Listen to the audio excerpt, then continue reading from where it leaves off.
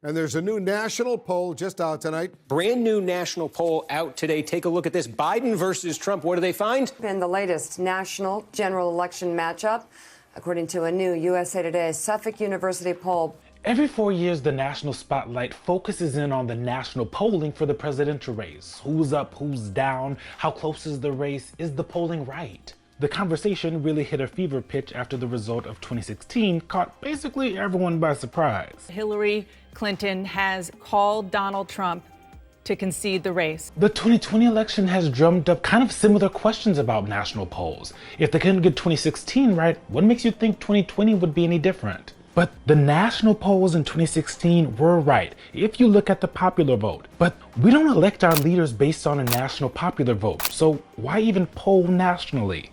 First things first, go ahead and introduce yourself to the people, sir. Hi, I'm Zach Montalero. I'm one of our campaign reporters here, and I write our newsletter, Morning Stork. We basically have like more than 50 little elections, right, that are kind of doing their own thing. So why have national polling? The important thing with polling, for all polls, national, state, whatever, you want to know that polling is a snapshot of that moment in time. But then why national polling in the first place, right? I think it's just a good idea to have the national pulse of the American population. You know, there is more to polling than just that horse race number that you see. That's just, you know, Joe Biden leads Donald Trump. Why haven't, outside sources, Democrats, Republicans, independents, someone started funding or focusing more on getting state polling to be more accurate and to happen with more regularity?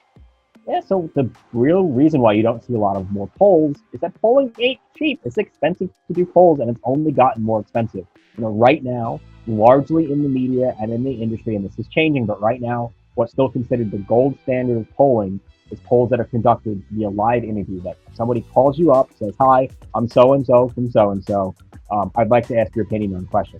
There is, of course, massive problems with that. People are picking up their phones at a much less frequent rate now than they were 10 years ago, 20 years ago, 30 years ago. I think the way that people think of it is like, this is the crystal ball and this tells everybody what's going to happen. Yeah, so polling are not crystal balls.